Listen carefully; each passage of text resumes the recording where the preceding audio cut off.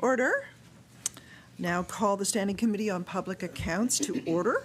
My name is Kelly Regan. I'm the MLA for Bedford Basin, and I'm chair of this committee. I want to welcome our cast of thousands to the committee this morning. This is just a reminder here to place your phones on silent. And I'm going to ask the committee members to introduce themselves, beginning to my immediate left, Mr. Young. Thank you, Madam Chair. Morning, everyone. Nolan Young. I'd be the MLA for Shelburne. Mr. Taggart. Good morning, everyone, and welcome. I'm Tom Taggart, the MLA for Colchester North. Mr. McDonald. Good morning. I'm Johnny McDonald, the MLA for Hants East. Ms. Sheehy Richard. Good morning and welcome, everyone. Good to see you all here today for this exciting topic. I'm Melissa Sheehy Richard, the MLA for Hants West. Ms. LeBlanc. Good morning, everyone. I'm Susan LeBlanc, the MLA for Dartmouth North. Ms. Coombs. Good morning, folks. Kendra Coombs, the MLA for Cape Breton Centre, Whitney Pier. Mr. McGuire. Morning, everyone. Brennan Goreham, Halifax Atlantic. Good. And Mr. Smith. Hello, folks. My name is Kent Smith. I'm the MLA for the Eastern Shore. And I would note that we have officials from the Auditor General's Office, the Legislative Council Office, Hansard, and Legislative Committee's Office in attendance as well.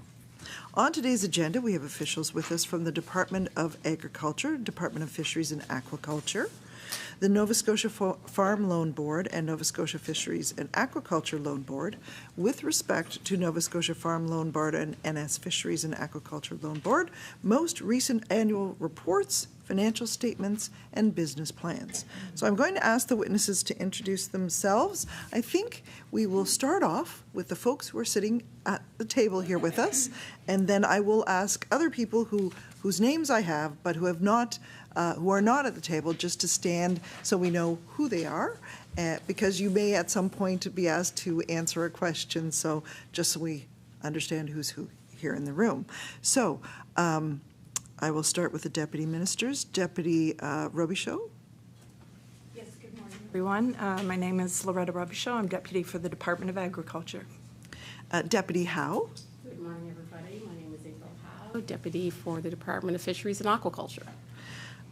Mr. Goreham. Good morning, everyone. I'm Brennan Goreham. I am the CEO of both the Nova Scotia Farm Loan Board and the Nova Scotia Fisheries and Aquaculture Loan Board. Mr. Phinney. Morning, everyone. Danny Phinney, Chair of the Nova Scotia Farm Loan Board. And Mr. Verge. Good morning, everyone.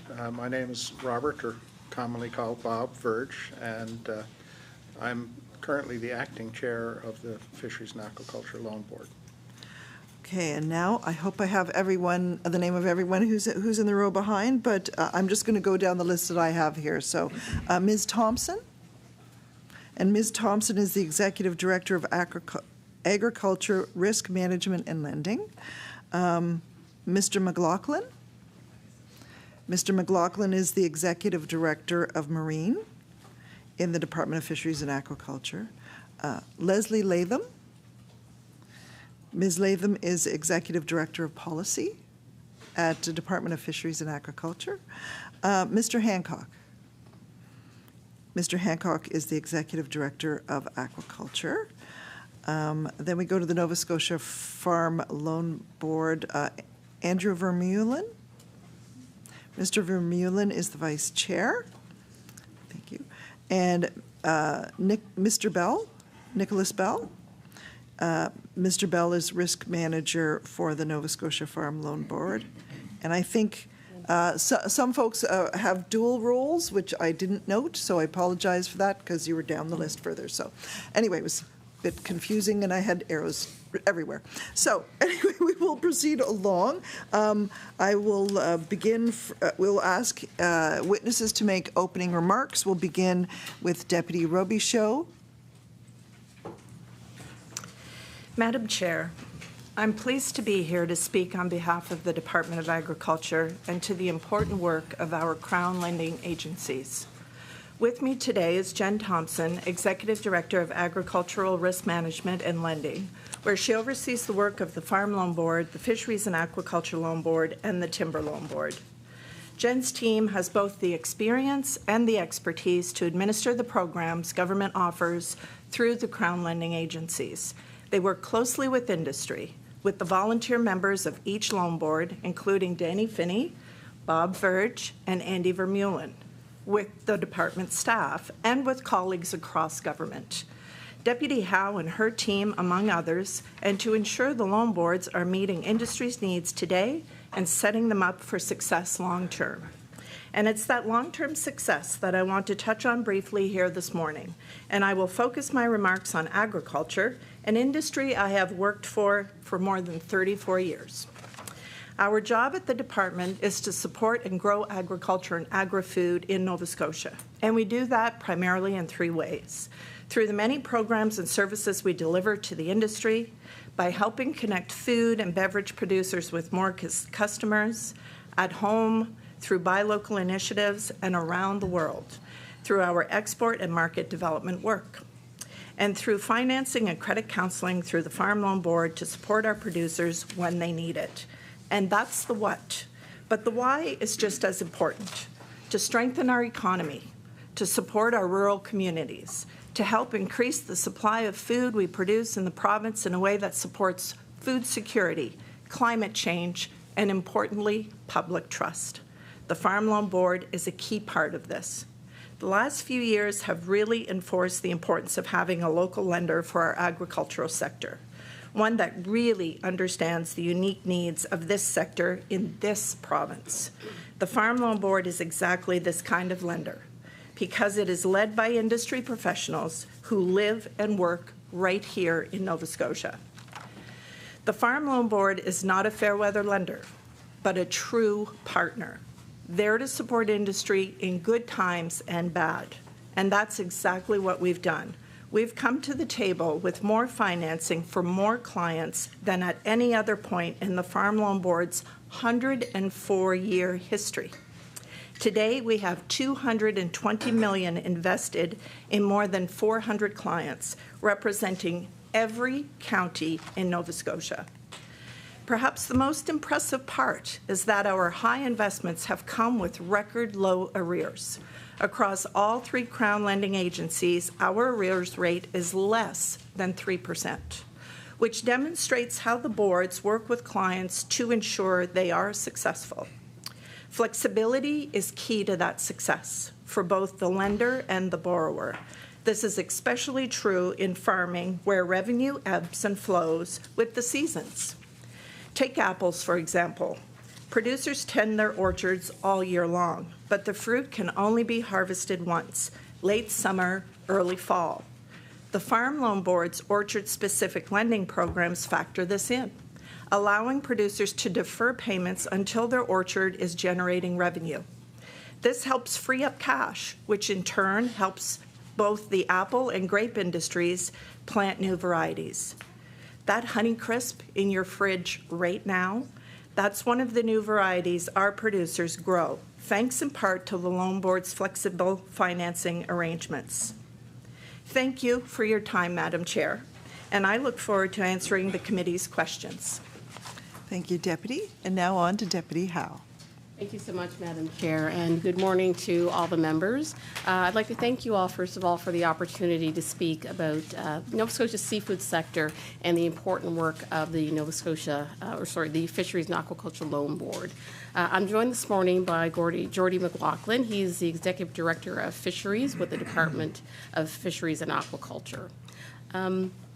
As Deputy Robichaud said, oversight for the administration of the Fisheries and Aquaculture Loan Board is with the Department of Agriculture. While I don't have a view of the day-to-day operations of the board, as Deputy Minister of Fisheries and Aquaculture, I do have a very clear view of the breadth and scope of Nova Scotia's seafood sector. I have a deep appreciation for the Fisheries and Aquaculture Loan Board and the critical role that they play in this province. Nova Scotia has been making a living in this sector for many, many generations. I suspect that many of you have family connections to the seafood sector. It is a resource-based traditional industry, but make no mistake, seafood is big business. The sector's value has grown year over year, driven in large part by the demand of our seafood from markets outside the province and outside the country. We exported $2.5 billion worth of seafood in 2021. That is a 21% higher increase than just 5 years ago and 160% increase over 15 years ago. The revenue that our seafood sector generates pays for our roads, pays our teachers, and helps deliver health care to the province. A timely comment, I would suggest. And it wouldn't be possible without the more than 16,000 Nova Scotians who work in the sector, many of them in our rural communities along our coastline. In some of those communities, as much as 35% of the working people in that community are working in the seafood sector. This industry is very, very important, and we need to ensure that this industry stays strong so that we can remain Nova Scotia strong. And that's where the loan board comes in. The board works especially with the financing it provides to new entrants and helps shore up future for our industry. No other lender does this the way the loan board does. The Fisheries and Aquaculture Loan Board offers unique financing to support new entrants in a way that makes them different than other lenders. The board's financing helps them buy a license or get a boat. It helps them stay in their communities. Today, the board has more invested in the sector than at any point in its very long history, as Deputy Robichaud illustrated. One of the strengths of the loan board has been its connection to our industry. Its members come from industry. The operational team work with clients to understand their needs and work with their challenges. The board's work has been and continues to be a critical growth of the fisheries and aquaculture sector. Again, I'd like to thank you for your time, and I look forward to the committee's questions. Thank you, Deputy Howe. And now, Mr. Goreham.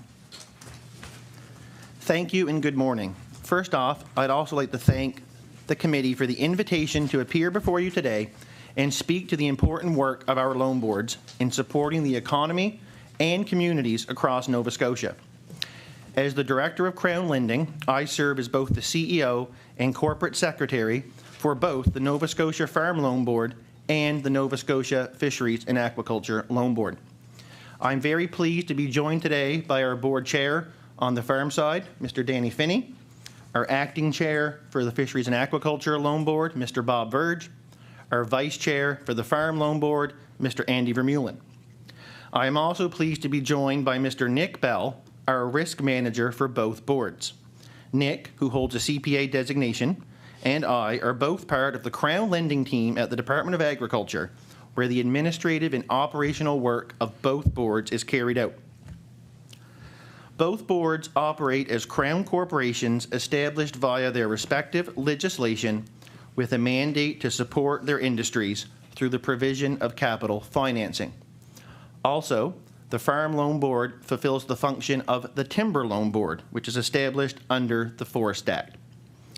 As both Deputy Robichaud and Deputy Howe mentioned, both boards have had record lending in recent years, and I'd like to break those numbers down a bit for you. They are quite impressive. At the end of March 2022, the year in for our last annual report, the Fisheries and Aquaculture Loan Board had a total of $263.8 million invested across Nova Scotia, supporting 724 clients holding 986 loans. In 21-22 alone, we approved 210 new loans totaling $70.1 million. And about 1/3 of those were for new entrants, a point of extreme pride for the Fisheries and Aquaculture Loan Board, as we are able to support the next generation of fish harvesters in communities across Nova Scotia. For example, young people like Joseph DeCoste of East Tracadie, who is able to return to his home community after working away and enter the fishery with financial support from the Fisheries and Aquaculture Loan Board. And the Farm Loan Board portfolio has also reached record levels last year. A total of $202.7 million in loans were outstanding to 396 clients. And as the deputy referenced, our numbers have increased again in this year. In 21-22 alone, we approved over 100 new loan applications to our farm sector, investing a total of $52.3 million. And we're also very pleased to offer our micro loan program to small and developing businesses and new entrepreneurs. And we approved $390,000 in micro loans through this program. And the Farm Loan Board also plays a key role in supporting the next generation of farmers, including the Cowenberg family in Wallace Bay, who transitioned ownership of their family farm from one generation to the next. And our team works in the communities we support. We are very pleased to have staff in Yarmouth, Kentville, Pictou, and Truro, along with working with the great staff in the Department of Fisheries and Aquaculture who are located throughout the province. And we view ourselves and take great pride in being just as much in the relationship business as we are in the financing business. We work with our clients to understand their unique needs. In fact, many of our clients are repeat clients or are the children or grandchildren of past and current clients throughout both loan boards' histories.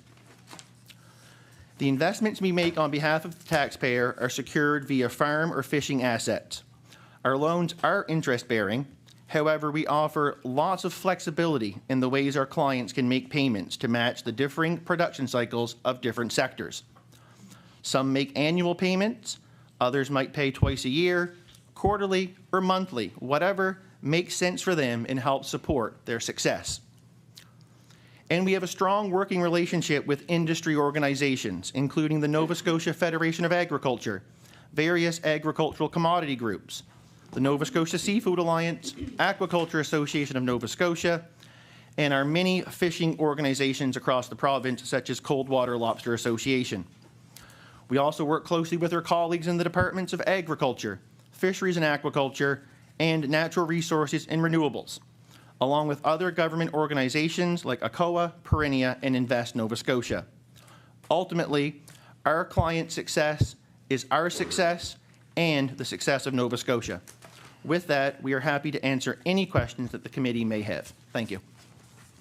Thank you very much. So we'll begin our first round of questioning. Each caucus will have 20 minutes to ask questions, and as I've indicated previously, when the time elapses, I call order, we move on to the next caucus, and then we divvy up the remaining time to do a second round. So we'll begin with the Liberal caucus, and Mr. McGuire, you have until 9:37.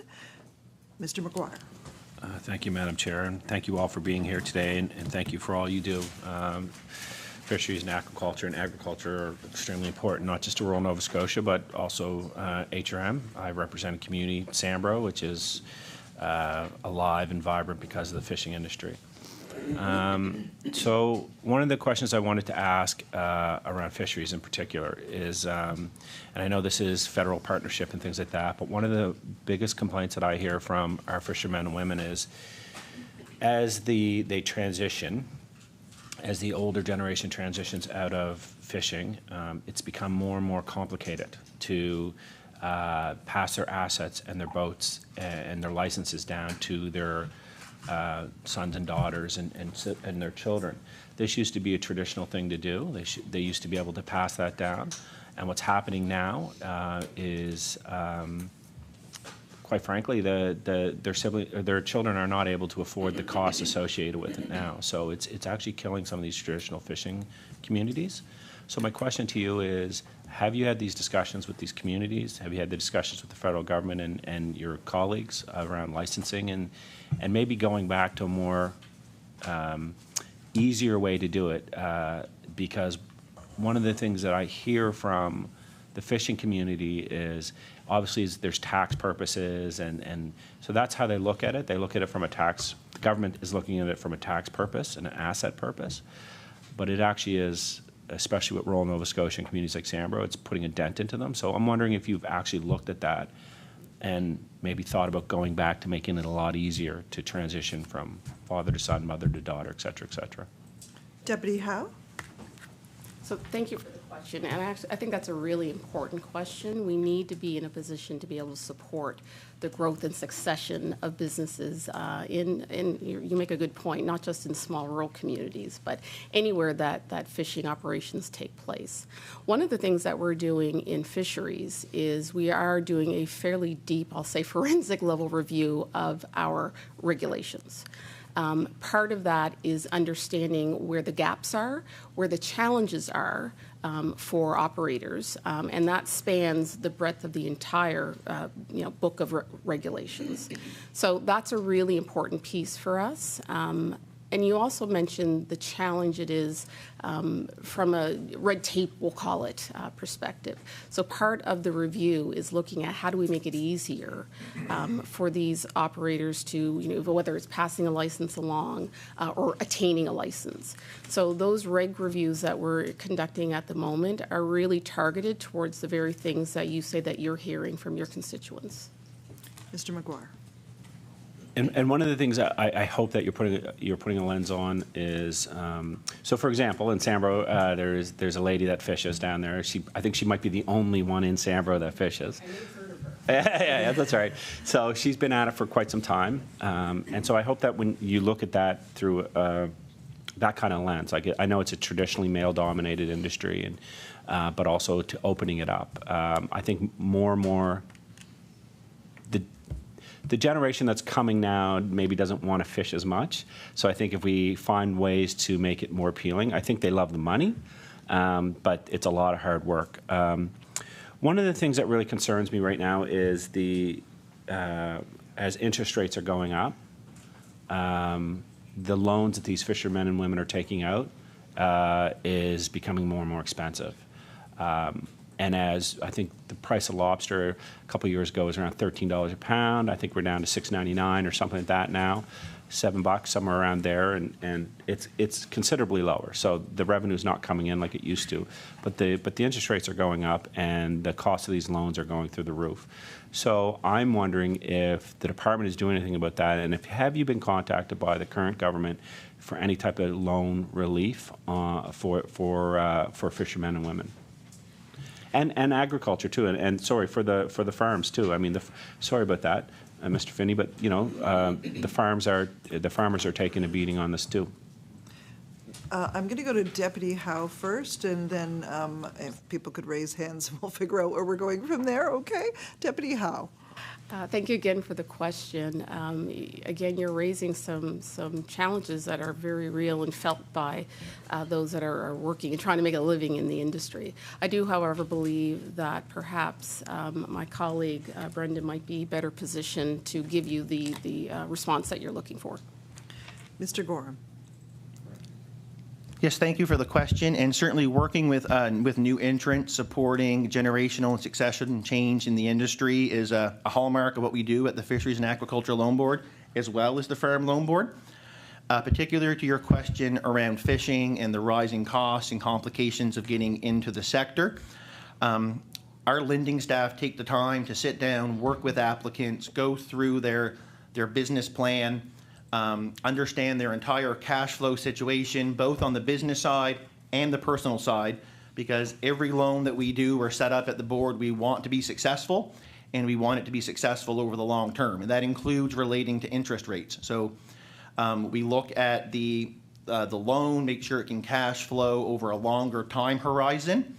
And for new entrants in particular, and their sensitivity to interest rate increases, one of the hallmark things that we do at the loan board as well through lending products is longer terms on the loan potentially for new entrants, or different down payment arrangements, or different requirements for the security or the equity of the applicant to make sure they can build a successful loan that they can cash flow over the longer term duration.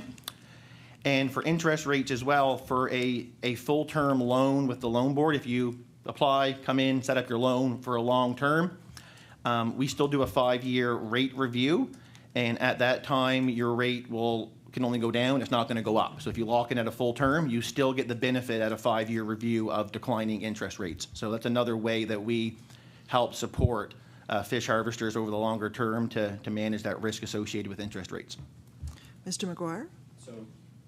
So you talked about the interest review on average when somebody comes forward, because I'm hearing from a lot of fishermen. I mean, we're from the same community, so we know all the same people. But I'm hearing from a lot of the same people that are saying that, that when the price of lobster and halibut and everything was really high, and when farmers weren't getting, pounded by inflation, A lot of them took out loans for new equipment. They took out loans for new boats.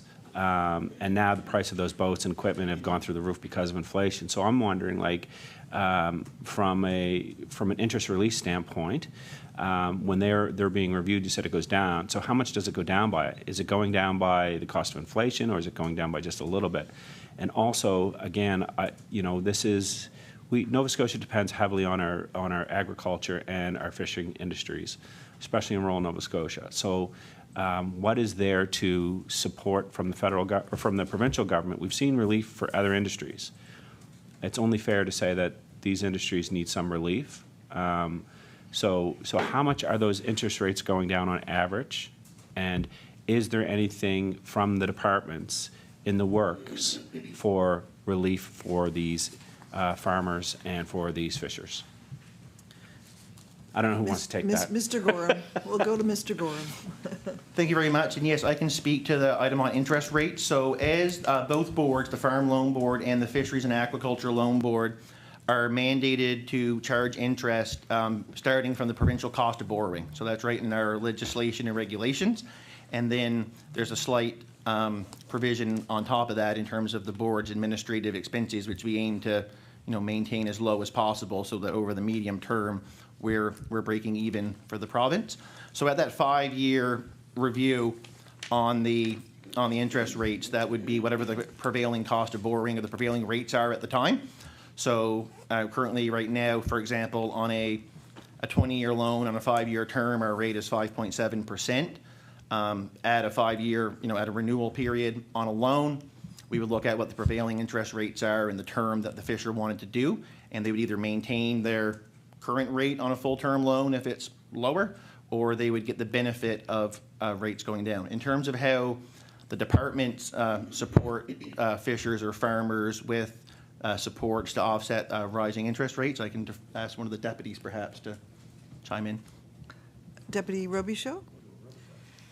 Thank you very much. I'd like to pick up a little bit on the conversation around interest rates and feed that into what we're doing in the department to support. But I want to humanize the side of the loan boards for a moment and just have you visualize a big chartered bank and things are going bad in agriculture and what their next moves are going to be when they're sitting in a big boardroom versus the Farm Loan Board staff who get in their car and they drive out to the farm and they sit at the kitchen table and they have a coffee and they talk about the very bad situation that the producer is in, the loans that they have, and how they're going to find a solution together, whether it's the examples Brennan used, deferred payments, relaxed interest rates, standing up an entirely new program in conversation with an association when it's needed.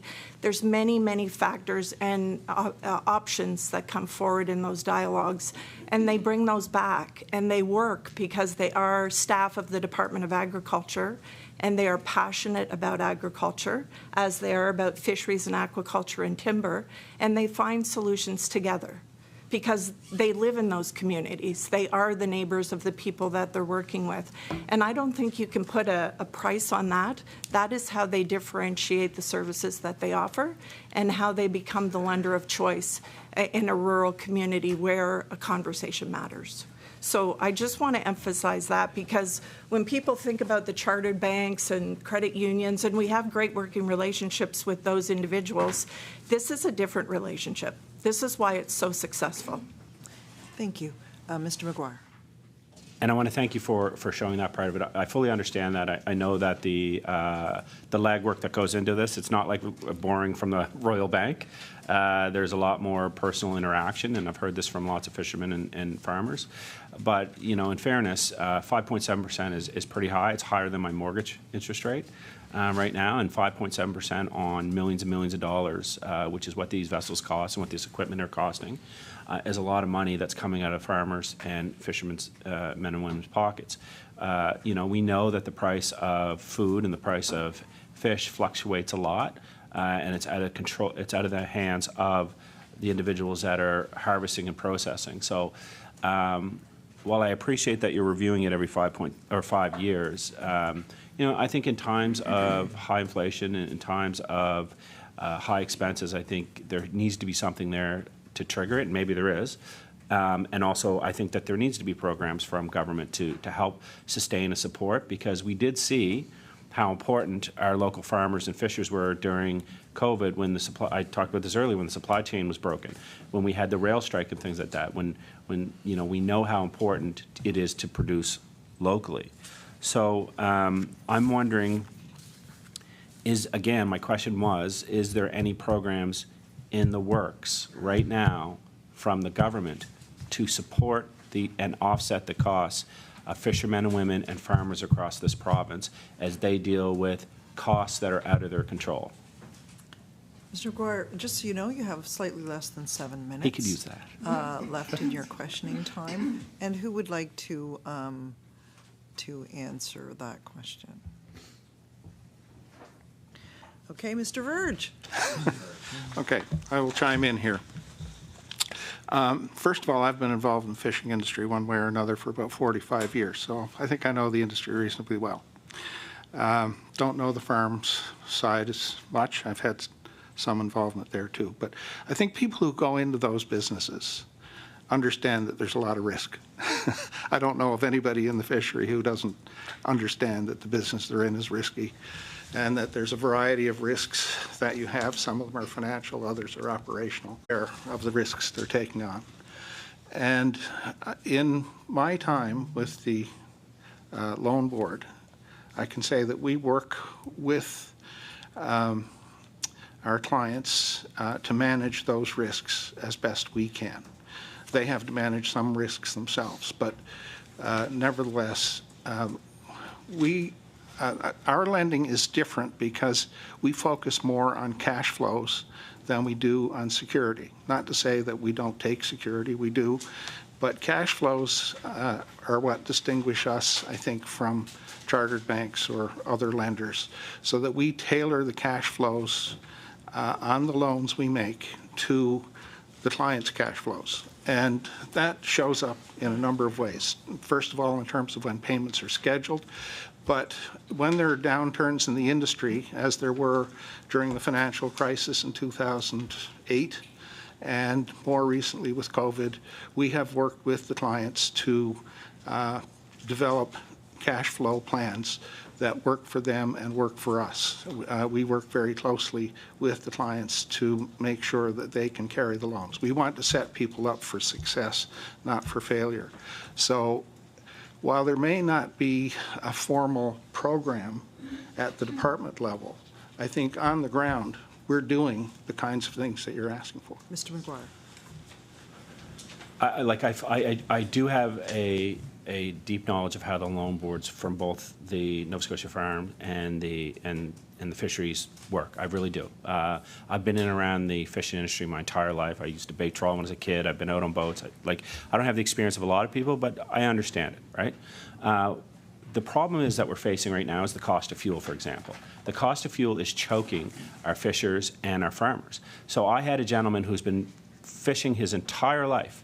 He's a probably 4th generation or 5th generation fisherman who called me the other day and said, I'm not going out. And I said, why? And he said, I can't afford the cost of fuel. He's like, it's just not worth it anymore to go out. And so we're seeing that more and more. There's also, we do know that there is a labor shortage.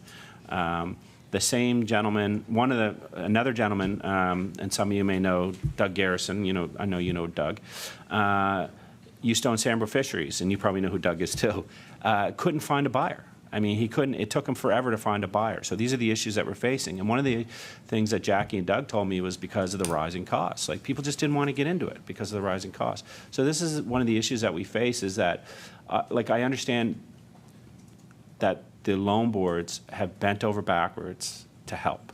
I understand that the loan boards are there to say yes more than they are to say no. I understand that they have that personal touch, unlike any other lending institute probably in the province. But what I do understand is that the cost of fuel is going up, the cost to fix the boats, the cost to fix the machinery. All that stuff is going up at a greater rate than the profit that's coming in. And a lot of people are now getting out of the industry because they can't afford it, or it's discouraging when you can just, we saw a lot of people whose children went out west instead of deciding to carry on because they weren't afraid of hard work. They just couldn't take on that kind of burden. So the thing I'm really trying to get at is it's one thing to borrow money, I understand, but at some point they need a bit of a break and they need some relief. So what I'm wondering is to offset the cost of fuel, to offset the cost to maintain and fix the machinery, to offset the rising cost of labor, is there anything that's happening from the departments? Mr. Verge. If there's anything I've learned in my time in the fishery, it's that it's cyclical. Okay, we go through cycles, ups and downs along the way. The loans we make are long-term loans. Okay, you buy a fishing license, we amortize it over decades, and you buy a boat, we amortize it over the remaining useful life of the vessel, which can be decades.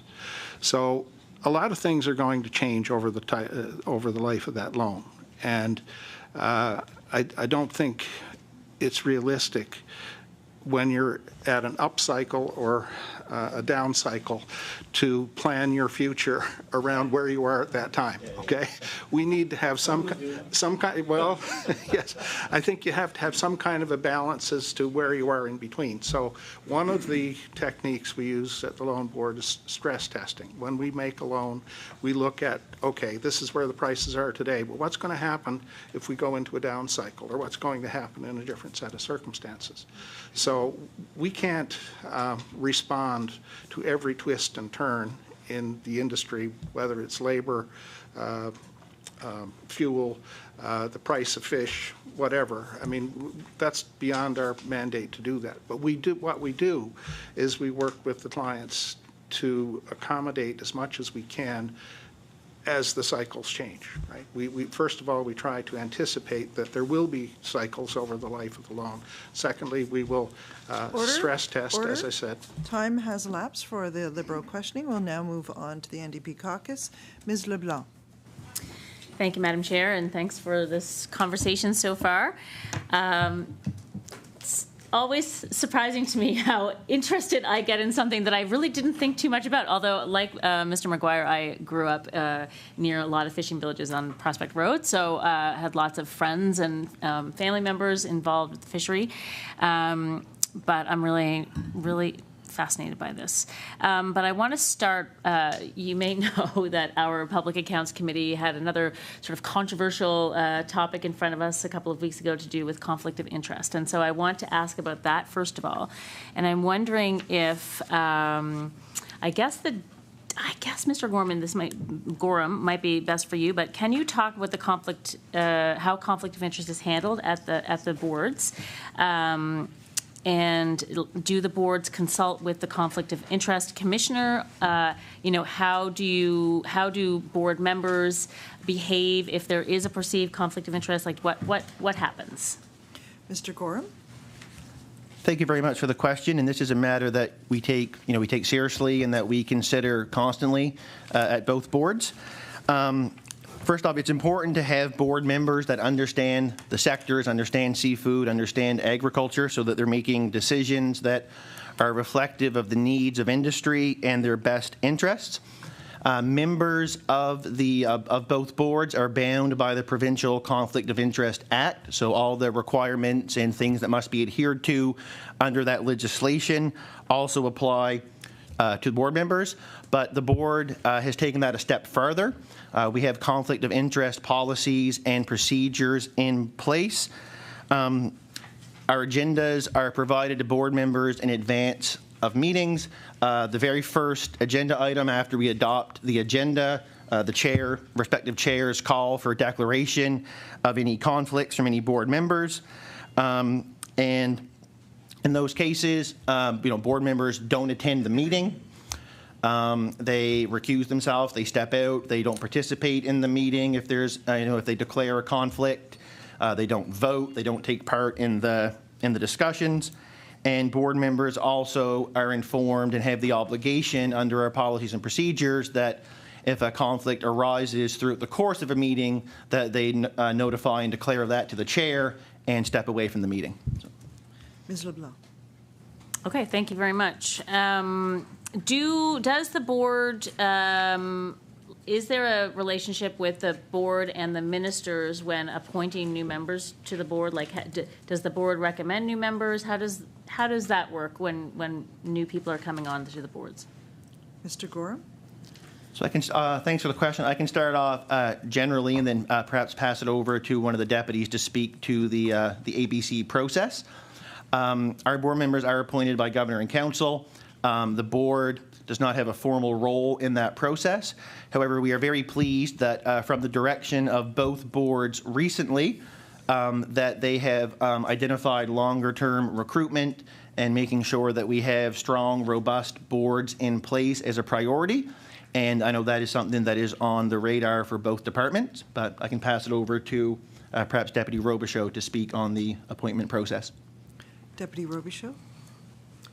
Thank you very much. So obviously the boards are formed under the legislation and have an indirect reporting to the minister, but in terms of the ABC appointments, there is a process that's handled through ECOs, the Executive Council Office, where there is an open process for applications based on the criteria that Brennan has outlined, and the application process is then reviewed by a committee, and the recommendations come forward after they are vetted through the requirements and the committee as recommendations for final approval.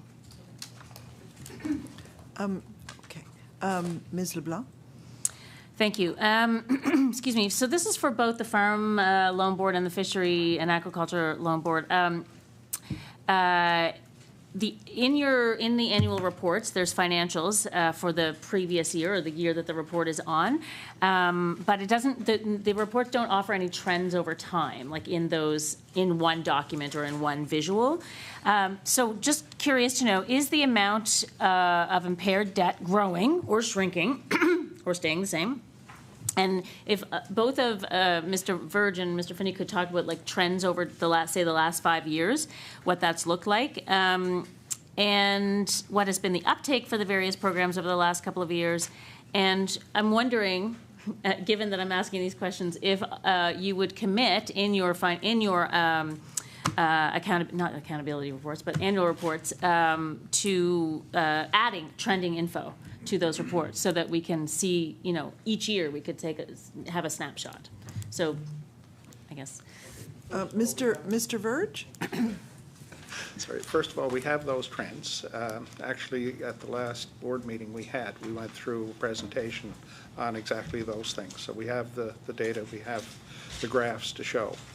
And our lending has been trending upward.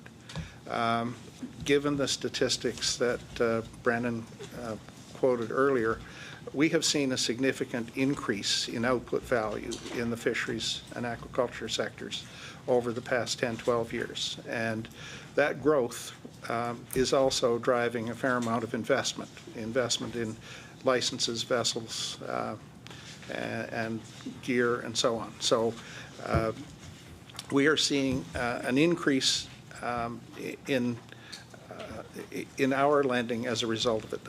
Our portfolio has been growing over time. Currently, there's another driver as well, and that is a generational change. We're seeing baby boomers retire, older people like me, and passing fishing enterprises on to a new generation. So we're seeing now younger people coming into the industry, taking over enterprises either that have been in the family, or in some cases from fishers that they're not related to, and we are part of that process. And we think that generational change is still at an early stage, so we expect additional loan applications along that line going forward. But we do have a time perspective on our lending and on arrears. And the graphs that I recall is that we're on a fairly steep upward slope in our lending, but on the other hand, our arrears have been diminishing over time. And I think that's partly a reflection of the workout of arrears from the financial crisis in 2008, and then a relatively good times in the industry up until COVID hit. So I think our trend lines are looking quite good. Ms. LeBlanc, did you want to hear from Mr. Phinney as well? Mr. Phinney? Yeah, thank you for the question. Finance, again, the borrowing, or the amount of money being loaned out has been increasing over time. And we do see that internally with internal reports. And again, too, our arrears has been following, and that has been a priority, is to keep those in check and know what's going on. And we do see the previous year. But I guess your question was if we're actually getting charts with like 5 or 6 or more years data. We can produce that. And we have looked at that in passing at the board level. Ms. LeBlanc? Thanks. Yeah, I mean, I just think that for us as Public Accounts Committee, it's good to be able to have all that information at once. So, I mean, you know, if you're making a report, then, you know, it'd be wonderful to see that. So I just want to talk from, in both mission statements for both boards, excuse me, while I put on these silly reading glasses. So the Fisheries and Aquaculture Loan Board supports the development of sustainable fisheries and aquaculture businesses. And then the Farm Loan Board supports the development of sustainable agriculture and rural agribusiness. So this word sustainable is an interesting one because it can mean like financially sustainable, so that they, you know, it begins to profit after a while, and people can pay their workers and put food on their own tables. But also, we're talking about we need to make sure that we're looking at environmental sustainability. So I have a couple of questions about that. So first of all, when we talk about sustainability, I wonder about open net pen fishing, and I'm wondering if Deputy Howe, you could comment on that, and this goes to maybe policy too. But you know, what is the policy and what is the thinking around the sustainability of that type of aquaculture? 10 minutes, and Deputy Howe. Thank you. So we are looking at and have been considering the importance of aquaculture as a whole. We need to feed Nova Scotians, and proteins are an important way to do that. The Premier has a mandate to double the population, and I would say that fish is an important part of that. We do want to see all operators continue to do the work that they do. And in terms of open net pen fishing, we know that there are different types of species that are farmed in that manner. We certainly have a very close regulatory and policy regime around all of our fishing methods, and that there are farm plans that ensure that this fishing and farming is done in a very sustainable and safe manner. So going forward, we intend to do that, and as more technology and more science becomes available to us, we have the opportunity to look at that even more closely and ensuring those environmental pieces are considered. Ms. LeBlanc? That's great. And I'm wondering if when you're looking at loan applications, if the idea of sustainability, environmental sustainability comes into it. So, like, when you're looking at the application, is there I don't know how they are graded or whatever, but is there a question about low carbon production, or or does that even come into the picture for either fishery and aquaculture or farming? And I guess the other, if we're talking about low carbon practices and other sustainability practices, does it factor into the ability to get a loan? Mr. Goreham? Yes, thank you for the question, and it's certainly an area that we are, we work closely with both the Department of Fisheries and Aquaculture and Agriculture on, is to understand what are the needs of the applicants with respect to low carbon or environmental sustainability. When our loan officers are working with a client on a loan application, they have a good awareness of what might be out there for other incentive type programs or supports outside of lending to help our clients pursue projects that are as environmentally friendly as possible. And then also in our loan approval process is when we review loans, there is an element there as well that looks at the environmental potential relating to that application. And also, we have the ability through both boards, to support clients from all sectors to upgrade technology, upgrade the way they're doing things so that they are more sustainable. Through the Fisheries and Aquaculture Loan Board, we are very pleased to support hybrid fishing vessel. Or we've also, on the farm side, we have supported some clients with solar technology or different types of heating or equipment and that sort of thing that reduces their carbon output. So it's certainly a area of priority for both boards, and an area that we are excited to keep working with all of our industry clients on moving forward and hearing what their needs and interests are. Ms. LeBlanc, 6.5. Okay, thanks very much. Yeah, and I guess I will say that I do also understand, just so in case I didn't say it earlier, that there is obviously a relationship between financial sustainability and environmental sustainability. They go together. I wanted to ask about the microloan program. You mentioned it in your opening comments, and could you just tell us a little bit about that? What amounts are we talking about? How many folks use it or apply for money through that program? Mr. Goreham. Yes, certainly, thank you. And this is a program that we were very pleased to have launched in response to some of the feedback we were getting from those approaching the loan board. So our micro loan program, which is predominantly through the farm side of our business, we did $390,000 in loans in 21-22 under that program. That was across about a dozen or so loan applications for different commodities, so be it berry or be it different things. One of the benefits of those loans is in terms of the security or collateral that we take on those. So our security is generally through a general security agreement or a charge on the chattel equipment.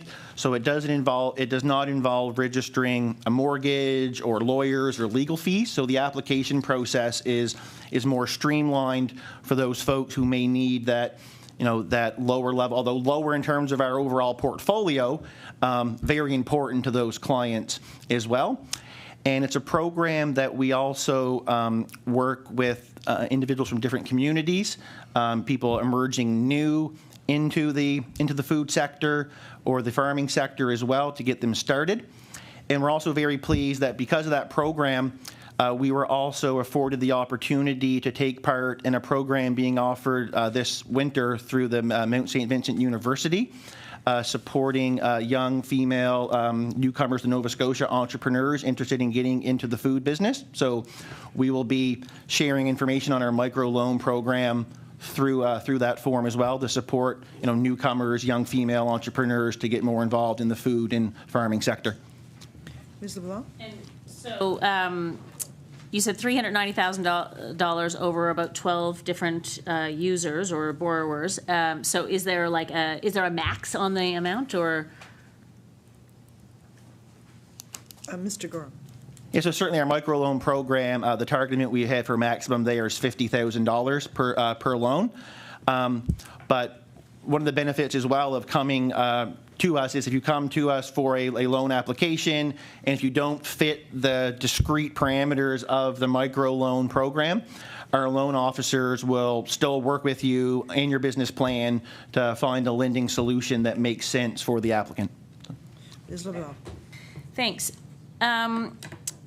I'm wondering, in your opening remarks, Deputy Robichaud, you mentioned, buying local, and I'm wondering if you can talk about how the department is involved with the development of the Nova Scotia Loyal Program, and what the timeline is for that program. Deputy Robichaud. Thank you for the question.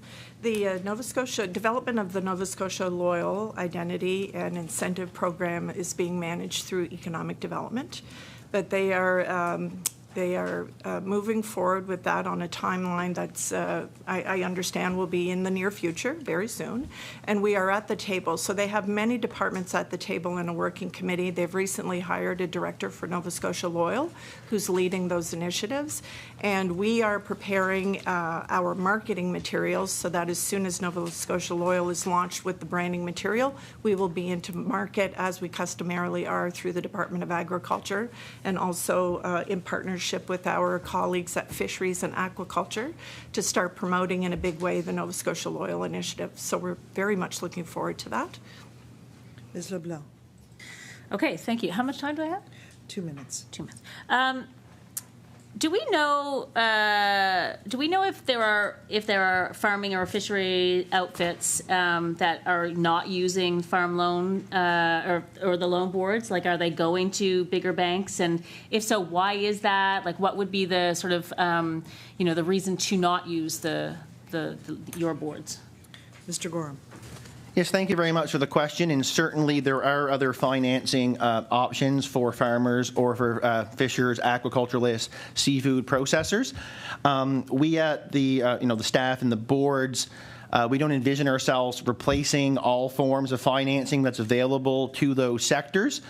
We really see the role of our operation to be complementary, to be supportive, to fulfill gaps that perhaps commercial lenders may not look at. As Acting Chair Verge, and I believe the deputy referenced earlier, coming to the Farm or Fisheries Loan Board, your lending decisions are being made in Nova Scotia by Nova Scotians for Nova Scotians.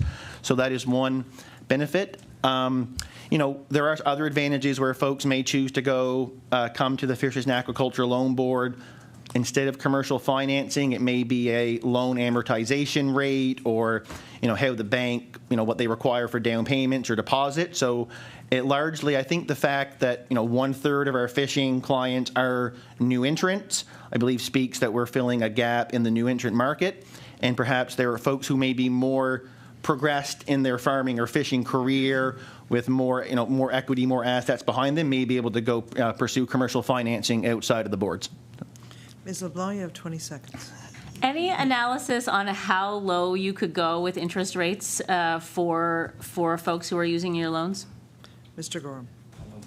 So as previously referenced, our cost of borrowing is tied back to provincial cost of borrowing and legislation and regulation. So our starting point is what the province borrows money on the bond market, and then our rates are set. Time has elapsed for the NDP questioning, and we'll go over to Mr. Taggart.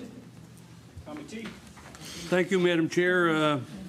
Before I start questioning, I just want to say what great work you folks do. I know very little about the fisheries side of it, but I know a fair bit about agriculture and how important you folks are to that industry. I want to use this soapbox a little bit.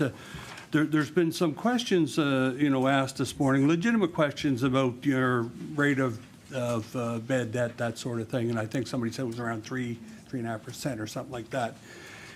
And I actually believe that I wouldn't be disappointed if that was higher, given the fact that you folks, the role you play in starting farmers out, and if there was no risk, they would be at a commercial bank, and you guys make that happen. So I need to say that, and I want to give this example. I think it's important for people to understand, what you guys are looking at. Like, for example, a farmer is the biggest risk taker there is in the world. I mean, I have farmers that put $1 million in the ground in the spring of the year, and they hope, that it doesn't freeze, that the bugs don't get it, that they're able to get it harvested. So they take huge risks. So I applaud you guys for what you do. I sometimes think you should take more risk. Just saying it. Anyway, my first question would be the department. We have set a goal of having 20% of funds spent on food, on locally produced food by 2030. What are we doing to meet this goal, and what progress has been made so far? And it's to whoever wants to. Deputy Robichaud? Yes, I'll take that one. We do have an ambitious goal, but it's a very worthy goal, and our minister is providing clear direction on that through his mandate letter to increase that consumption by 20%. But as you'll recall, you have to start somewhere, and you need a baseline determination to know if you're going up in meeting your targets. So the very first action that we undertook, and we're getting very close to having a number that will be available, is to engage through Perennia, a consultant who would then find a formula, if you will, to replicate how we determine a baseline number so that every year we can measure our consumption of buy local with a measure of accuracy that everyone is comfortable with. So that is the first thing we've done that's underway. And I would suggest that you stay tuned, because in the early spring we will have that work completed, and we'll be very delighted to share that with everyone who has been asking for the better part of a year, I would suggest. But the department has also engaged at an Atlantic level on a model for tracking food self-sufficiency. So at the Atlantic Deputy Minister's table, we meet monthly and we have a discussion and we have a working group around food self-sufficiency. And we're really looking at the ability, Fiona's a good example, when supply chains are interrupted, what do we have in the province that we could actually feed ourselves comfortably and know that we have enough in reserve? So we have 9 commodity food items within that basket. Our goal is to increase that to 12. So at the Atlantic Deputies Working Group, they are very aggressively working towards meeting that and how that links back with producers and processors around reaching that goal. It's very informative information, and be delighted to share that if anyone is not familiar with that. We've been presenting it to various AGMs over the course of the last 6 months. The other item that we're working on, of course, in the question was Nova Scotia Buy Local and Nova Scotia Loyal. And our marketing team is working quite closely with that team, and we'll feel very comfortable that all of the Nova Scotia Loyal initiatives and market penetration that we have through that process will feed into hitting that 20% goal on local consumption. And I would be remiss if I didn't talk about the incredible work that's taking place under the leadership of our minister around institutional procurement. And for those of you that have been following that particular item, it was a mandate item in our minister's letter. And we hired a full-time manager to lead a team within the Department of Agriculture around institutional procurement. And in December, we were fortunate to partner up with the biggest kitchen in Nova Scotia at Northwood. And they have begun a pilot project with us around acquiring more food to help us meet those targets in their institutional procurement setting. And I would suggest that the team has been incredibly active. We will be announcing and have announced additional institutional procurement initiatives targeting schools, correctional facilities, and healthcare centers. And I would suggest that you stay tuned and listen closely, because there's announcements coming quite aggressively over the next few weeks about all of those pilots that have traction right now. And the initial interim reports coming from the pilots is extremely positive, and we have already, without releasing any numbers because it's only an interim report at this point, but Northwood has already increased their consumption of local food within their setting, which is a tremendous accomplishment. Because if you even move their percentage by even 0.5% in a kitchen that large, feeding that many people, the contracts that result for producers to supply that food is tremendous. Mr. Taggart? Thank you. That's great stuff. And I say that sincerely. I mean, I'm very passionate about the agriculture industry. So, and part of that, of course, is blueberries. A lot of blueberries in Colchester North. So, in June of 2022, the government announced an additional $100,000 blueberry pollination expansion program to support blueberry growers who keep bees to pollinate their crops. Why did we choose to provide additional funds to this program, and what results are we seeing in the blueberry sector from this and other investments? And you might take the opportunity, and I don't know the number, I know it's quite significant, the value of blueberries to the agriculture in our province. Thank you very much. Deputy Robichaud. Thank you again for the question. You're hitting on subjects that are near and dear to my heart. So blueberries, obviously, as our #1 export in the province, and just to put some stats out there, as per your request, 120 million in international agri-food export for blueberries, not a number to be shied away from, and growing significantly. Farm gate value reached $55.4 million in 2021, which was an increase of 2.2 times the value from 2020. And to the credit of the Farm Loan Board, they provided $9.3 million in financing to the wild blueberry growers, $5 million of which has been advanced since 2020. So we're seeing that significant growth that we talked about. But I want to address the question by saying this, and I think this is a really critical piece of any conversation we have around moving any particular industry in the province, and that is we listened. We actually listen to industry, and our programs are derived from what we hear. So the association came forward indicating that they really needed a program that would address this particular area on blueberry pollination expansion. It made sense to us because we have, as you know, been leaders in Nova Scotia around our import permits for bees into the province and have very strict guidelines on what's permitted to come in. And that has kept us disease-free in certain areas like small hive beetle for a number of years. So with that, though, you can appreciate that we might not let in everything that perhaps another province might because we have stricter criteria. So we need to grow our own hives here, and we need to make sure that we have enough to support the industry. The blueberry producers who are growing, contributing significantly to the economic development for the province, asked for this program. We listened and put the program in place. And since then, I am delighted to report to the committee that there's been more than 1,500 hives that have been added to the blueberry sector as a direct result of the program, which was just a very positive, because if you take that through the value chain of food, that means that much more blueberries are being pollinated, that much more blueberries are being harvested per hectare, and therefore that much more blueberries are being exported globally to the world. A good homegrown success story for Nova Scotia. In a similar vein, I would just like to also emphasize that we also launched, in collaboration with the Blueberry Association and others, our weather monitoring program, which is very complementary to this program, which has had tremendous uptake and speaks to the comments around climate change that we heard earlier from a member of the committee. And we also launched the Wild Blueberry Enhancement Program, which has had equally as successful results. Thank you. Mr. Taggart? Mr. Taggart? So I'm going to hand it off to our fisheries expert here, Mr. Young. Mr. Young?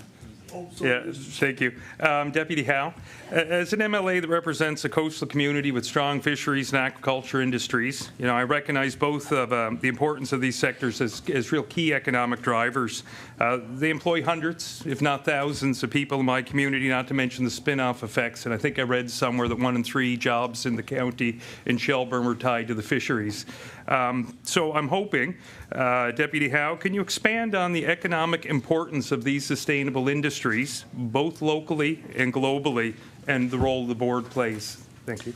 Just under 10 minutes, Deputy Howe. Well, it certainly won't take me 10 minutes to share what I have to share, and I'm grateful for the question. Thank you. The economic impact of fisheries in Nova Scotia, I sometimes feel, is not always a widely known piece of information. It truly is, this sector truly is the backbone of rural Nova Scotia. It truly is. The export growth, as I mentioned earlier, reached almost $2.5 billion, exceeding the $1.72 billion that the Ivney report had put out as a goal. And that goal was set for 2024. So we have outperformed that goal significantly. We trade in every province and in 62 countries around the world. We are employing about 17,000 people in the sector. Sorry, so I was hoping we would get to the end of your answer, and I would just, Mr. Taggart just had heard the sirens outside, and there's blasting next door. So my apologies that I didn't give you advance notice. I just assumed that my stats were just that impactful. Earth-shaking, Deputy Howe. Thank you, thank you.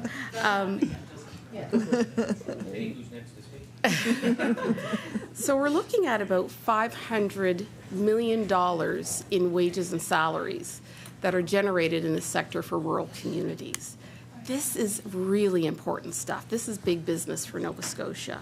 And I'd like to tie it back to the importance of the Fisheries and Aquaculture Loan Board and the what they provide operators to not just maintain but expand and have new entrants come into the sector.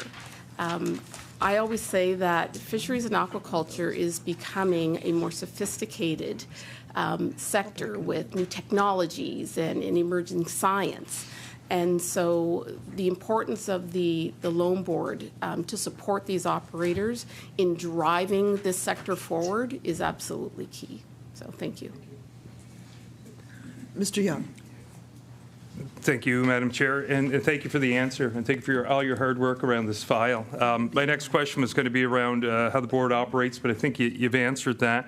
One of the things I'm hearing around my constituency is as more entrants are involved in the fishery, and we're increasing the size of the vessels in the physically. Boats are bigger, space is shrinking. I'm just wondering, is there any work happening, and I know it's federal, but is there any work happening with the feds around wharves and wharf space? Deputy Howe? Sorry. Just to clarify your question, when you say work around wharfs, are you... Mr. Young? Yeah, about actual, the physical space. So we're looking at lobster boats, for example, or like a hotel on the sea right now, compared to some of the space it used to be. So there's a finite amount of wharfage.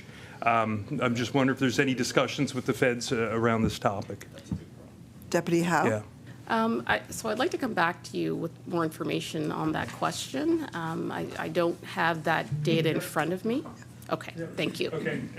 Thanks, Deputy Howe, and often witnesses will just send us a letter afterwards Certainly. with the information that was Thank you. needed. So thank you. And my last one. Mr. Young? Yeah, thank you, Madam Chair. And last one, again, fisheries and aquaculture. Funding for the marine debris cleanup program was reinstated this past August. How many projects have been funded thus far, and approximately how many kilometers of shoreline would have been restored? Deputy Howe? Thank you for the question. So the marine debris cleanup program is an important one for us. We want to encourage organizations, industry, and the such to be stakeholders, if you will, in our coastlines. And it's very important that we're all engaged in marine debris cleanup where possible. You asked the question around how many kilometers. It's really not necessarily managed that way. We really look at organizations that want to come to us. This is not a restoration program where that kilometers would necessarily be measured. It really more is about the communities, organizations, and industry engaging, and we're providing funding to incent these folks to come in.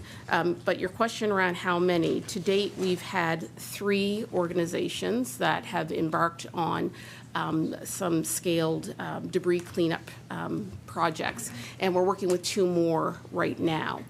So we want to make sure that funding was in place because we really want to promote community engagement in these types of activities. And so we're pleased that we're moving the bar forward in more work in this area. Mr. Young? Yeah, just want to once again say thank you. Thank you for all your hard work on this file, and thank you to the people that were involved in the cleanup. It's incredibly important. I know a lot has come out of in Shelburne County, so I'll pass it to my colleague, MLA Smith. Mr. Smith? Thank you, Madam Chair, and thank you to everyone for being here today. My first question is going to go towards Deputy Howe. So I proudly represent the Eastern Shore. I proudly represent LFA 32. And we know that the success and a lot of the economic driver on the Eastern Shore comes from the fishing industry. It comes from the hard work of the fishers. Like there's the Powers family. It has 3 or 4 members of their family that fish regularly and provide the economy. And the processors that we have, like Baker's Point Fisheries and Tangier Lobster, big drivers of our economy. We know that government has a role in supporting those industries and those peripheral businesses. So DFO plays a key role in it, obviously, but I'm curious to know what your department is doing to support the innovation and sustainability and ultimately the success of those industries, particularly along the Eastern Shore. Deputy Howe? Thank you for the question. I've been dying to get to this one, quite frankly. So it's, again, the department, we take our role in the sustainability of our resources, our waters, local business very seriously. And we're always looking at innovative ways to again, move the needle on that. And obviously, the Fisheries and Aquaculture Loan Board is an important tool in our toolbox, but it's not the only tool in the toolbox. We also have the Atlantic Fisheries Fund. So this is a significant fund that is partnered with the Department of Fisheries and Oceans, as well as the Atlantic provinces and industry.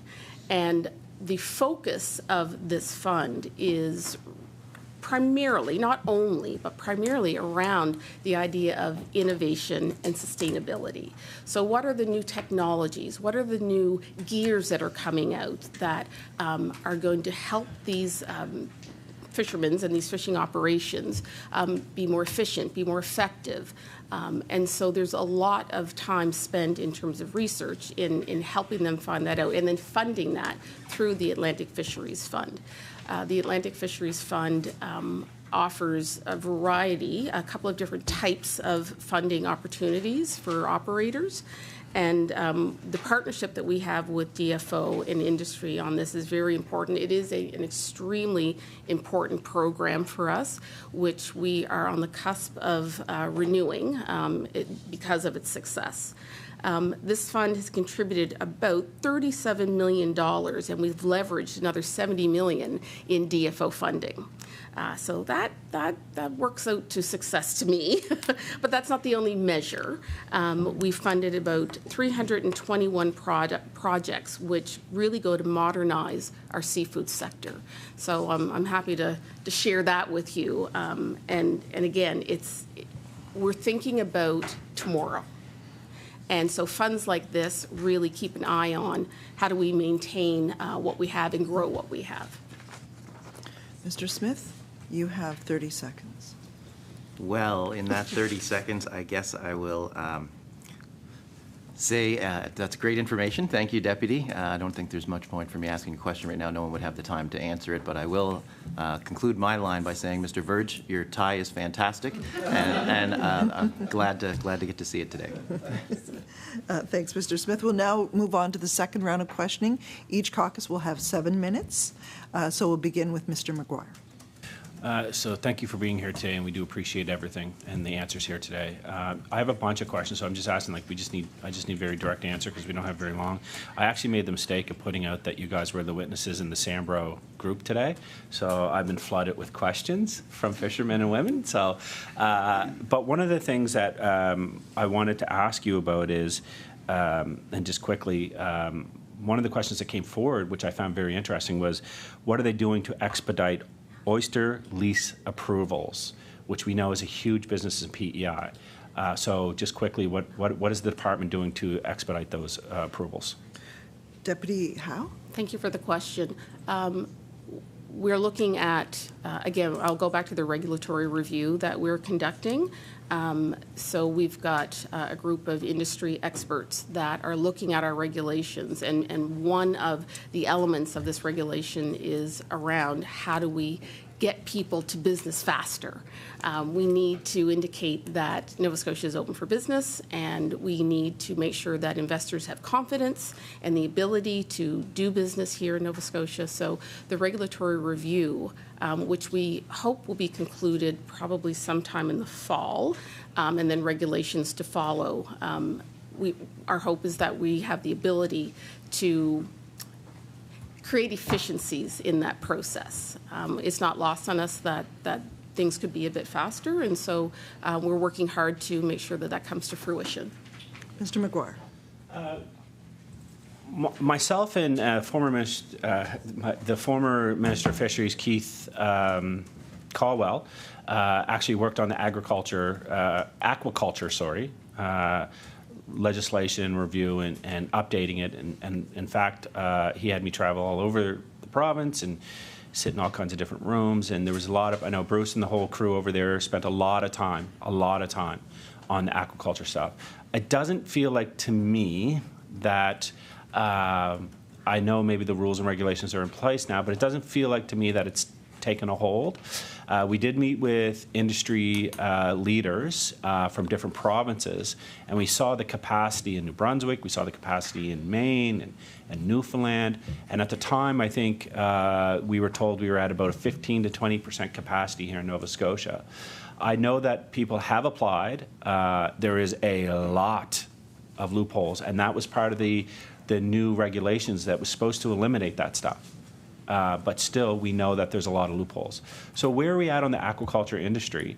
I actually recently met with one of the leaders here in Nova Scotia in aquaculture, and when we started talking, he was ready to pull his hair out on this. So we know that this industry is nowhere near full capacity. What happened with all that information that we had gathered, and why are we still in the same position that we're in? 4 minutes. Deputy Howe. Thank you. I'll point you back again to the regulatory review. But before I double down on that, I would like to talk a little bit about ADA, so aquaculture development areas. So in Argyll, by way of example, we have an aquaculture development area, which is a process and a mechanism to sort of predetermine criteria where aquaculture would be best suited for in waters. It also looks to get social license, so we've got municipalities and communities that are on board with this as a whole, and that entire process of setting up an ADA also will facilitate a much faster licensing process. And so that's one example. We are looking and hoping that more municipalities will be interested in setting up ADAs. So it's one of the tools that we're looking at, along with the reg review, to help us. Again, we recognize that there are operators that are really wanting to understand and move things forward and do business. And so we're really working hard to figure out what the tools are that we can provide to help that happen. Mr. McGuire.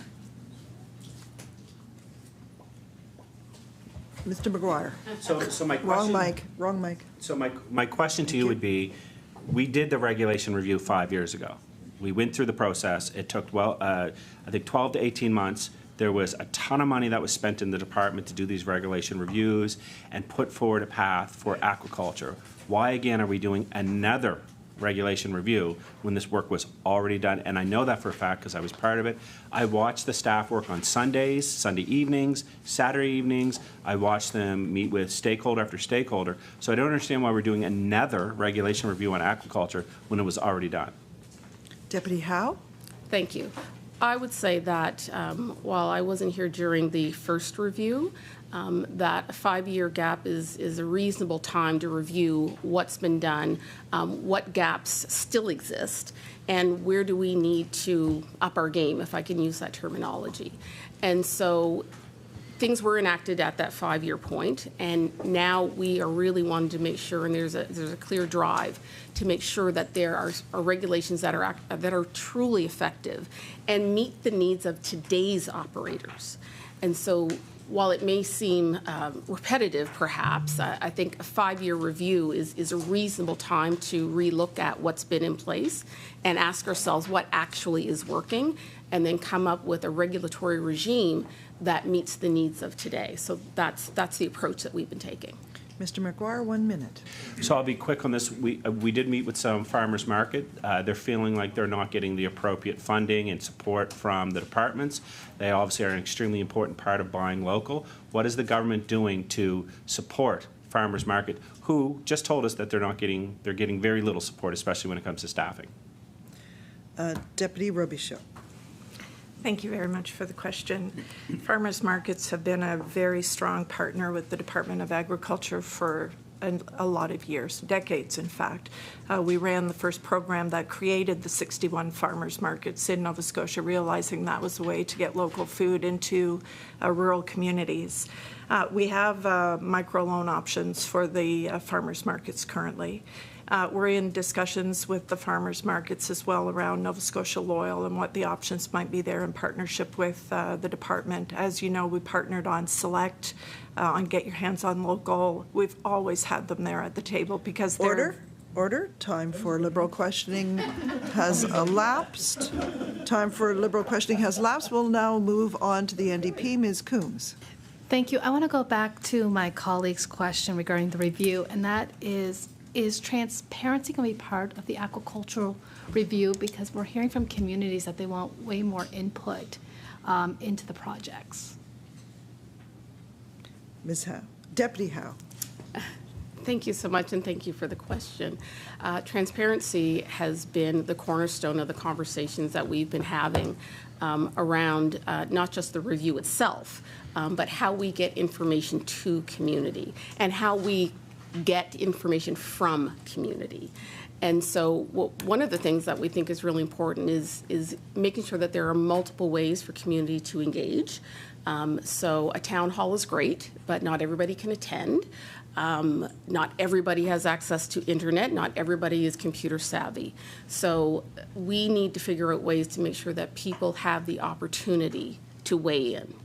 As well, we need to make sure that there's transparency around our findings, changes to regulations, any updates that we're making. Currently, there is a website around the aquaculture review, and anybody can go on. We update our, meetings from minutes, minutes from meetings or overview of meetings.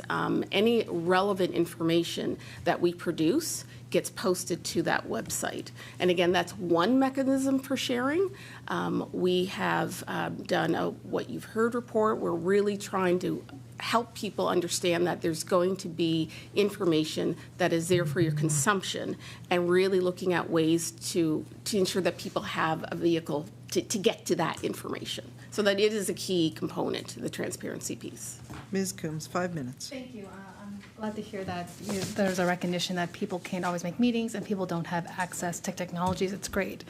I want to go back to, as my colleague was talking about, the environmental goals and climate change reduction, and the goal now is to meet that 20% consumption by 2030. But we're already behind the 8 ball because we were supposed to meet that goal in 2020. So that's the reason why we're getting the question of when are we going to have something in place, because we're now 2 years behind this 8 ball. And so I'm just wondering, because you mentioned a lot of piecemeals and pilot projects, but I'm just wondering, when is a full strategy going to be available? Deputy Robichaud. Thank you for the question. So yes, I did reference some very innovative and progressive pilots that are underway that will deliver in a big way when all of the information starts to flood in addition to the baseline data report that's nearly complete. But in terms of your question, we are penning it's led through the Department of Agriculture, a food and beverage strategy. There are components to that strategy that will directly deal with processing and availability, the access piece. And there are 11 departments within government that are sitting at that table that are contributing to the food and beverage strategy. When we move to implementation, there will be critical pieces for each department to play in terms of meeting not only our goals, but also awareness around communities that may need access to food in a different way, and it's a different dialogue than we might customarily have had if agriculture was pursuing a food and beverage strategy on their own. So, it is a bit of a waiting game, and it is taking some time, but I'm going to suggest that it's going to be well worth the wait, because we're very near delivery on a whole host of fronts that are going to have a significant impact, I would suggest, on the whole conversation around food and hitting our targets, because this is a critical mandate, not only for the Department of Agriculture, but for everyone involved and the citizens of Nova Scotia. Ms. Coombs, 2.5. Thank you. I just want to go back to the question. You said nearly near delivery, and you also mentioned implementation. So I'm just going to ask, do you have, I know when I go into a project, I always have timelines and set deadlines of when things are going to be potentially available. So I'm just wondering, when is the full strategy going to come to play, and when is it going to be implemented? Do you have a timeline for that? Deputy Robichaud. Certainly, we have timelines. I think we'd be remiss if we did not, and it's a very good question. We obviously had to adjust some of those, and I'll give you an example. When we went out to public consultation on the food and beverage strategy, we were anticipating perhaps 500 to 600 replies. We received 1,900 replies back on the strategy. To mobilize staff to go through and give the time and effort and just review of each of those comments, we had to add more time to the strategy in fairness to delivering a good product. So where I said the spring, now we're probably late spring, and then we need to pen that and actually move forward on penning the strategy and moving to implementation with our partners. But there are things that come up, you can appreciate that require an adjustment. Deputy Combe? Thank you. MLA. Can I have that paycheck? No, Deputy. Just kidding. The question I was going to ask was,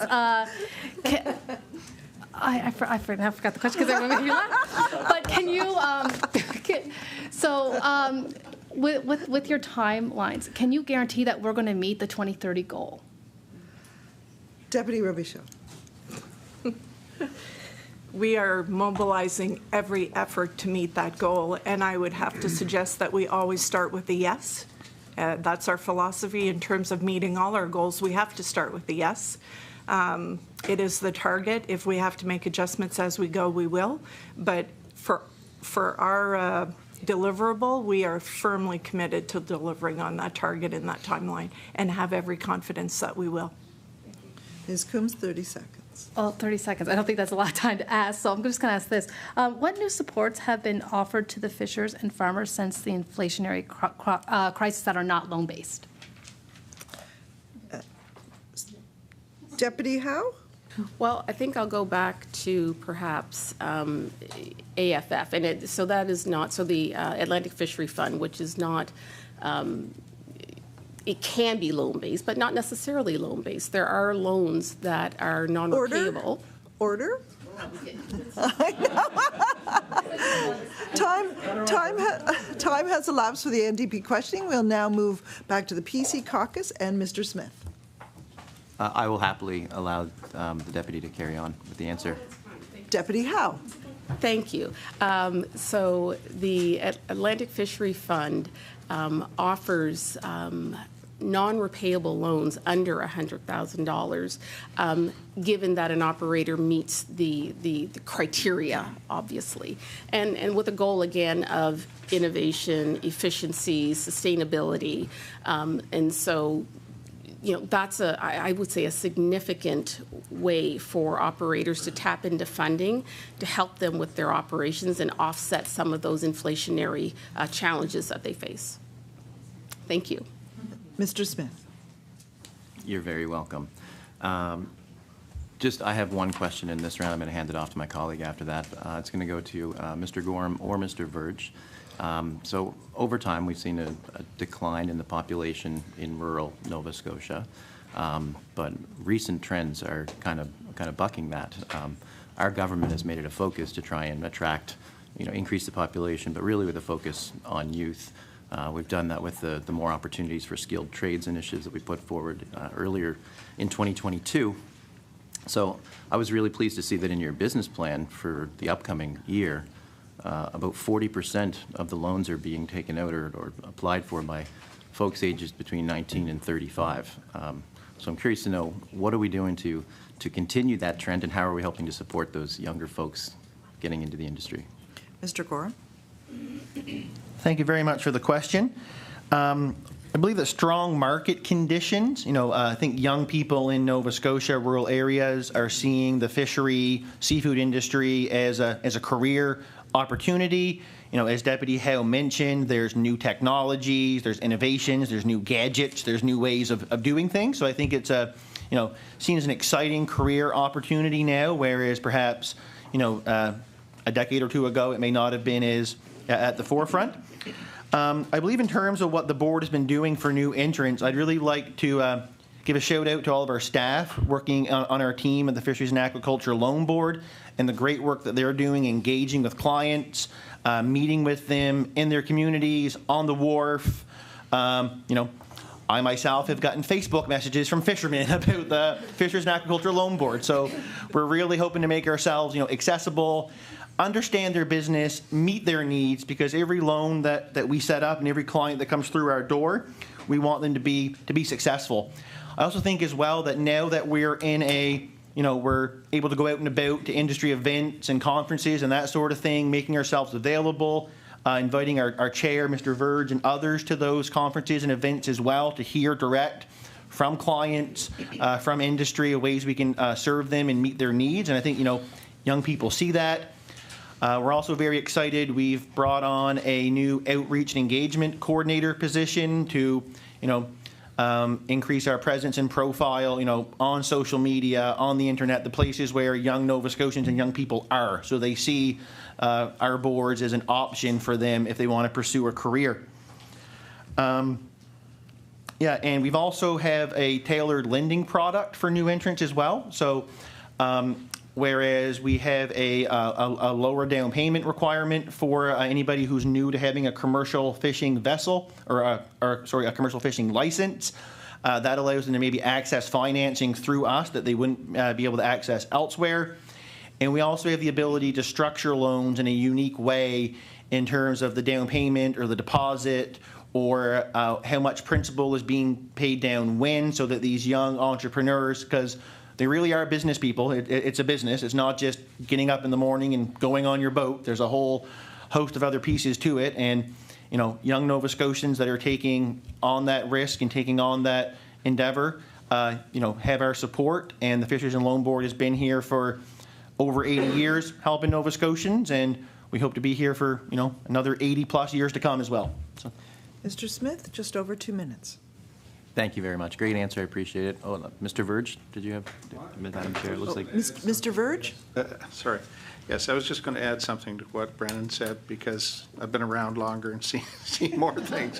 When I came into this industry, it was primarily focused on groundfish, cod, haddock, and so on. And we've gone through a significant downturn in that sector. And that discouraged a lot of people from the fishery, people who had been in the industry for a long time. More recently, we've seen a huge increase in landings of shellfish, lobsters, crabs in particular, and a big increase in value because of it. So that's what I think in some ways creating excitement around this industry, is that there are new opportunities that have evolved, new opportunities that offer good incomes. And furthermore, I think in the broader world, we've seen a big increase in population that has increased demand for seafood. So right now, overall, there's more demand than supply, and that's why we've seen aquaculture come along and fill that gap, for example, and why we've seen prices for the products that we sell increase over time.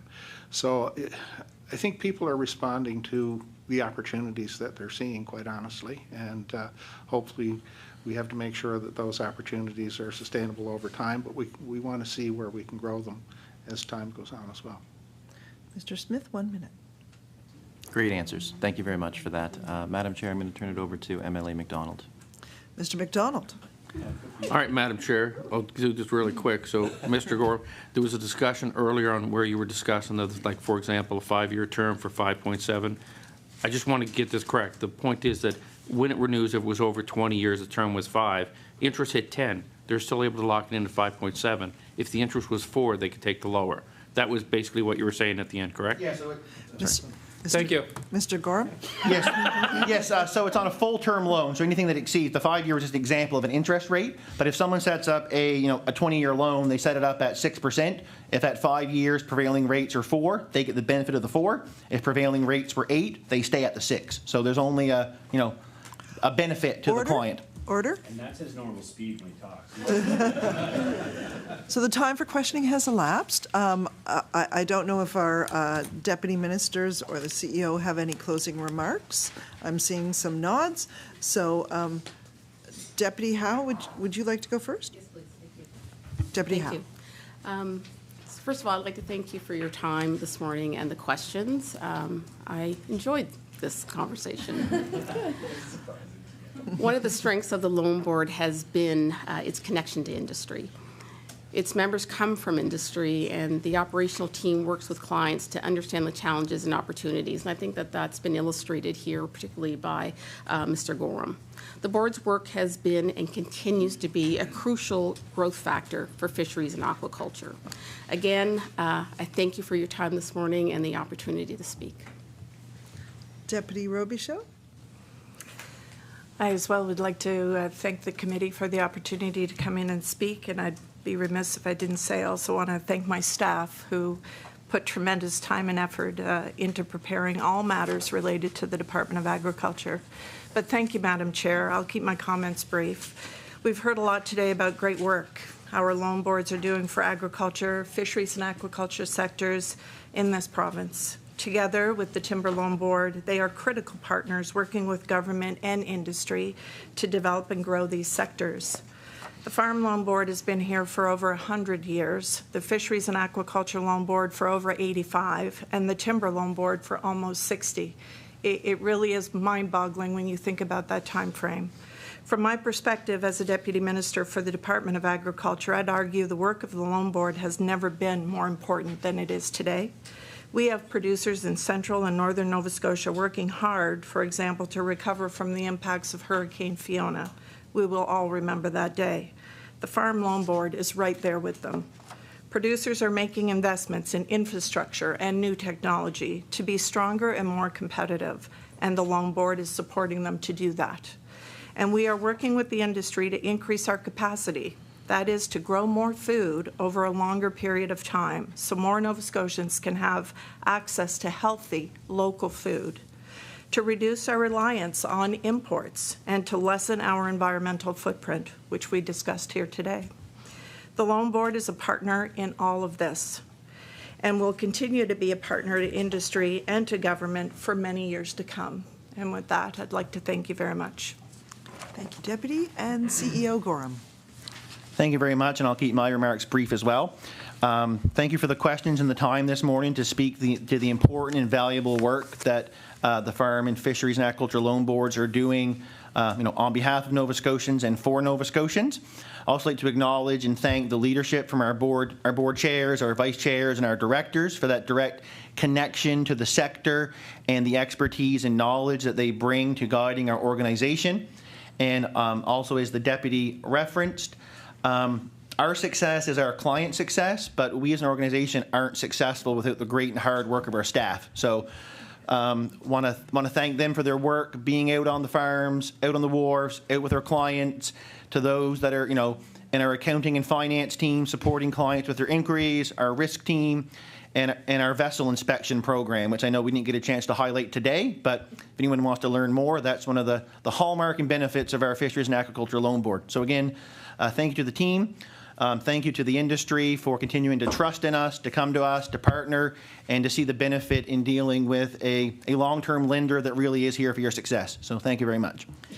Thank you very much for coming before the committee today. I am going to actually have a 2-minute timeout, just because there's so many people who have to move out of the room, and we have committee business to go to, so we are just going to go into a 2-minute recess. Thank you. Thank you so much.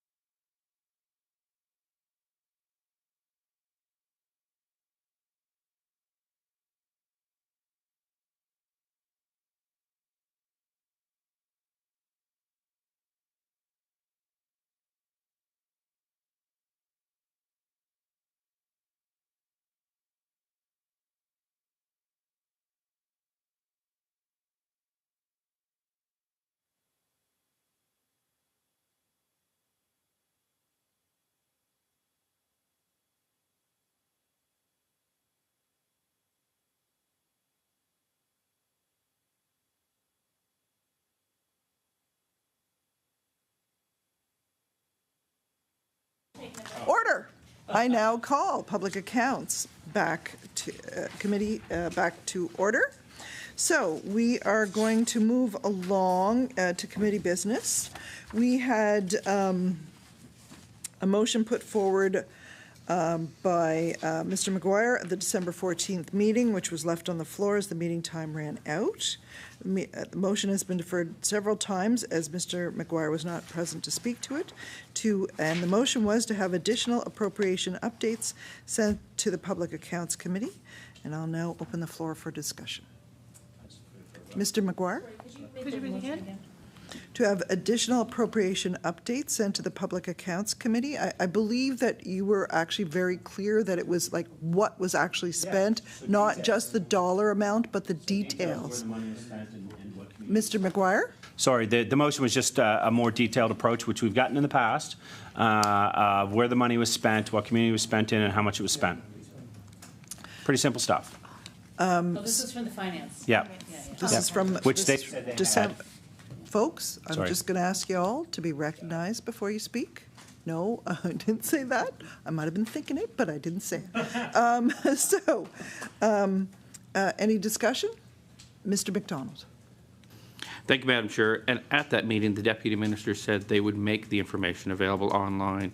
And so for me, I'm not going to support it because they're already doing it. I'm not adding another bit of documents here. However, I will go on that if they're not doing it by the time September, because they said they'd go through it, I would have no problem supporting it after that if they're not doing what they agreed. But I believe the Deputy Minister said very clearly she would. So I trust the Deputy Minister will do her job. So I'll be voting no. Thank you. Any further discussion? All those in favor, please indicate by saying aye. Aye. Contrary-minded, nay. Nay. The motion is defeated. Committee meeting time was already on the agenda, and then I think you had approached me about something else. So committee meeting time, Mr. Young, did you want to mention, discuss that further? Did I want to discuss the committee meeting time? I was in here at the last meeting. I think Emily Sheehy-Richard. Deputy. She's giving deputies out there. Ms. Sheehy-Richard. So, yes, I did bring that up last committee, and after further fulsome discussion with my colleagues, that it didn't unfortunately work for some. So I'm not going to be moving forward with that request with respect to the other committee members. Okay. Thank you. In terms of correspondence that came in, we had a letter from the Department of Natural Resources and Renewables, and that was information that was requested from the January 11th meeting. Is there any discussion on the correspondence? Okay. Mr. McGuire, you indicated to me yesterday you wanted to make a motion. Yes, ma'am. So I'll just be quick. We all know it's in the media. The UARB just approved a 14% rate increase, which Nova Scotians cannot afford. And I think as a committee, we need to stand up. We need to figure this out. This is a matter of public policy because it's money and public expenditures, because money is being sent to Nova Scotia Power for a whole host of projects. So therefore, I move that the Committee of Public Accounts have an emergency meeting next Wednesday on raising power rates and the decision of the UARB. The witnesses being Deputy Minister of Natural Resources and Renewables Karen Gation, NSP CEO Peter Gregg, and representatives from the Nova Scotia Power and UARB Chair Stephen McGrath. I think that we need to bring them here. We need to figure out, they're approaching the UARB saying that their expenses are out of control and they need more money. A lot of that money comes from government grants and loans and funding, so we need to figure out where their money is and why they need a 14% rate increase to protect Nova Scotians. Any discussion? Ms. Coombs? It's more a question, and that would be, because I see that we have an in-camera on that date, so would we just eliminate the in-camera and go right to a meeting? Yep. Perfect. Okay, thank you. Any further discussion? I'd just like to add. Mr. Young? Yeah, I think with regards to Nova Scotia Power, we spoke in the past that I think from the Auditor General herself spoke about the costs associated with the province would be negligible. However, I would urge Ms. MLA McGuire, as always, if there's topics for further discussion that he'd like to bring before the subcommittee, to bring those topics forward during agenda setting. Mr. McGuire? I'll be quick on this one. The truth of the matter is that we were told the other week that the topic committee is a couple months out, 2-3 months. Nova Scotians can't wait. They can't bear a 14% rate increase. If you think they can, vote your conscience. So I would call the question. So the motion is for to suspend next week's in-camera meeting, replace it with an emergency meeting, calling the witnesses that MLA McGuire has outlined previously. So that was the Nova Scotia Power, the CEO of Nova Scotia Power, the head of the UARB, and the Deputy Minister of Natural Resources and Renewables. So all those in favor of the motion? So we'll now have a recorded vote. If the clerk will go through the list. Mr. Young? No. Bear with me a second. Mr. Taggart? No. Mr. McDonald? No. Ms. Sheehy Richard? No. Ms. LeBlanc? Yes. Ms. Coombs? Yes. Mr. McGuire? 1,000% yes. Mr. Smith? No. And Ms. Regan? Yes. 4 yeses, 5 noes. The motion is defeated. Any further business?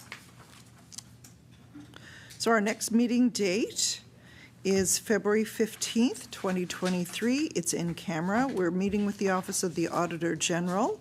It's a pre-hearing briefing, not a beating. NSCC, the accountability report, skilled labor shortage, and continuing care assistance recruitment initiatives and programs. If there is no further business, I now adjourn the meeting. The meeting is adjourned.